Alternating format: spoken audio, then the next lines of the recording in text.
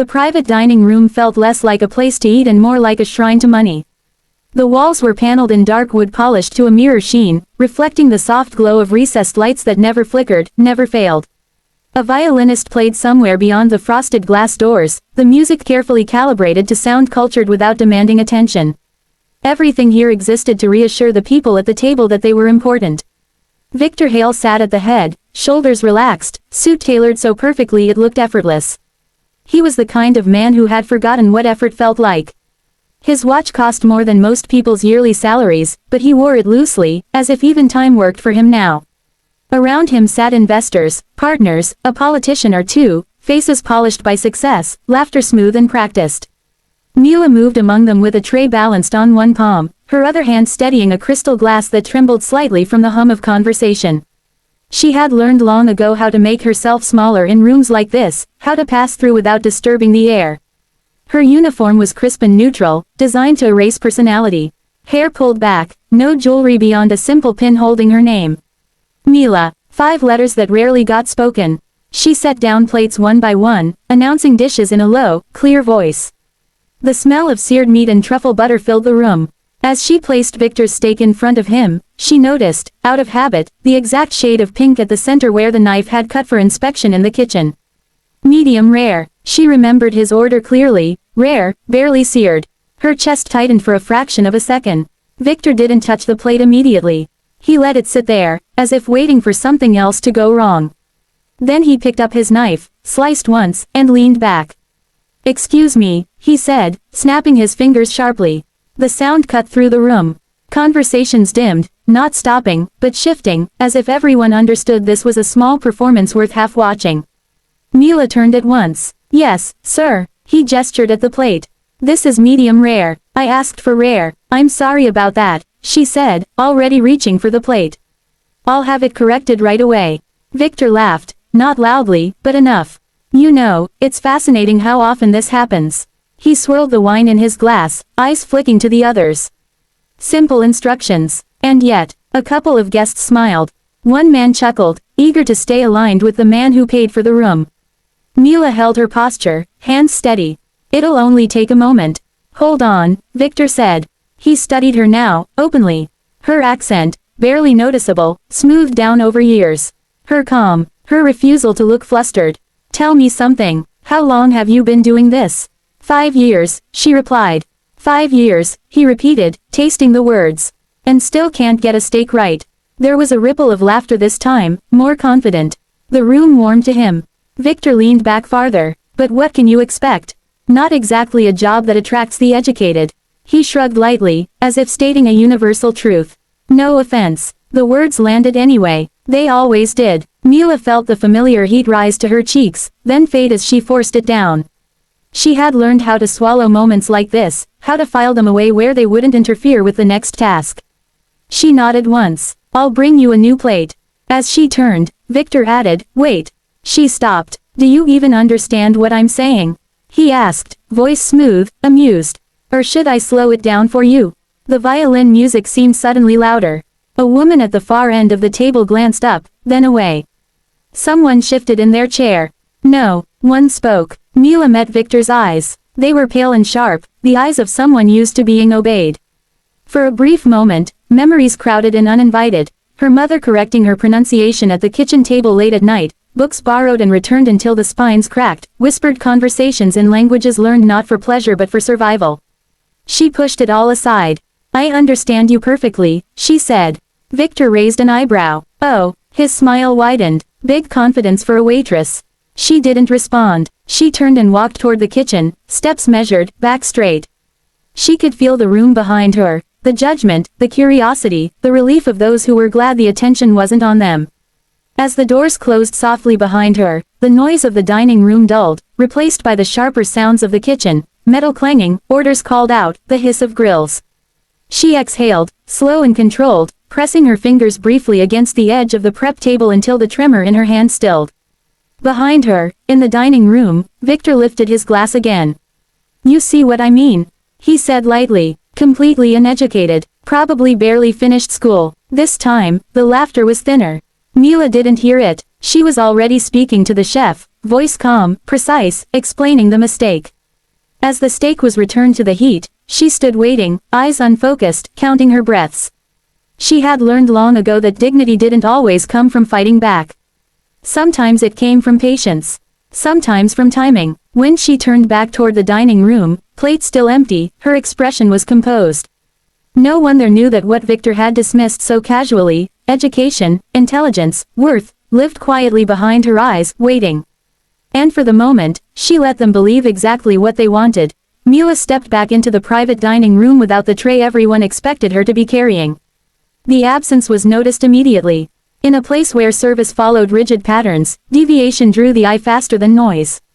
Conversations slowed, forks paused halfway to mouths.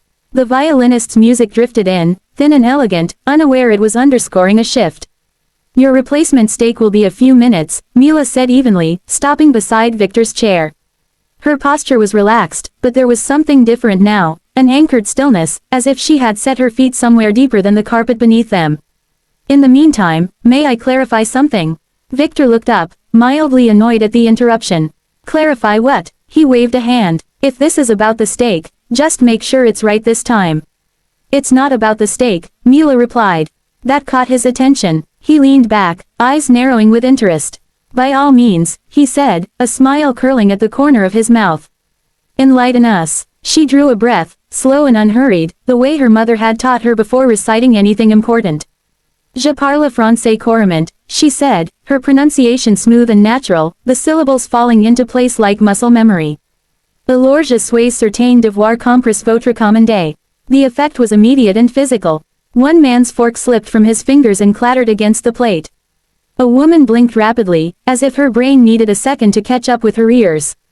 Victor's smile froze. What did you say? He asked. Mila turned slightly, including the table rather than just him. I said I speak French fluently, she translated calmly, so I'm certain I understood your order. There was a murmur now, no longer restrained.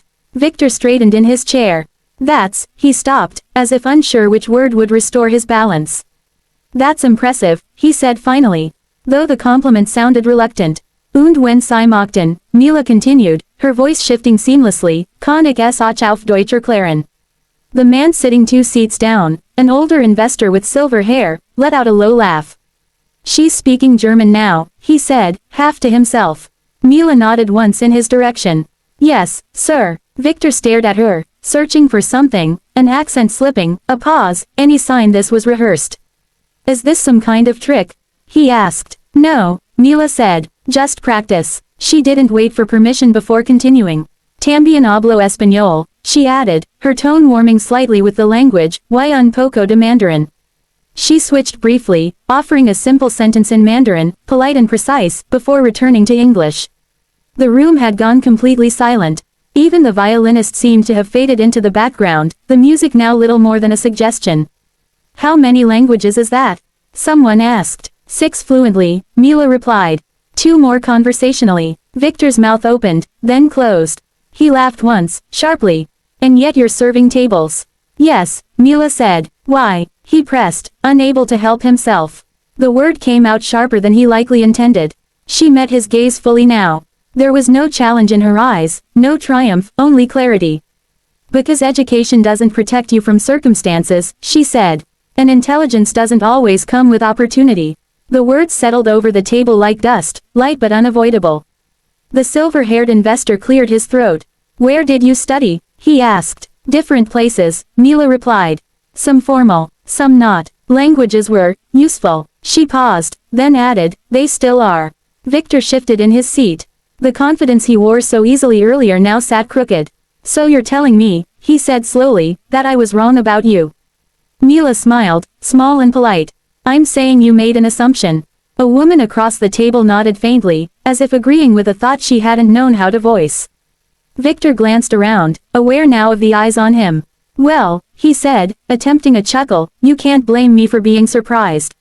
I don't, Mila said. Surprise is natural, disrespect is optional. The air tightened. Someone inhaled sharply. Before Victor could respond, Mila added, gently, your steak will be rare this time. Exactly as requested. She turned to leave, but Victor spoke again. Wait. She stopped, though she didn't turn back immediately. He stood this time, an unusual move that drew attention. "I owe you an apology," he said, the words stiff, as if unused. "I shouldn't have spoken to you the way I did." Mila turned now. "Thank you," she said. "I accept." No flourish, no lecture, just acceptance. The chef appeared at the doorway with the corrected plate. Mila took it, returned to the table, and set it down in front of Victor. He looked at it as if it were evidence of something larger than dinner. As she walked away, conversations slowly resumed, but they were different now, quieter, more thoughtful. Victor remained standing for a moment longer than necessary, then sat, the weight of the evening settling differently on his shoulders. Mila moved back into the rhythm of the restaurant, the clink of glasses, the soft requests, the practiced smiles. But she was no longer invisible. Heads turned as she passed. Eyes followed, not with dismissal, but curiosity, and something like respect. She didn't linger on it. She had learned not to. Pride could be just as dangerous as shame if held too tightly. Near the kitchen door, another waitress touched her arm. "That was incredible," she whispered. Mila smiled. It was just words, but as she stepped through the doors, the room behind her felt changed. Not because she had raised her voice, or demanded recognition, but because she had stood exactly where she was and refused to be made smaller. And Victor Hale, billionaire, finished his meal in thoughtful silence, tasting not just the steak, but the quiet realization that intelligence had just walked past him in an apron, and he had almost missed it.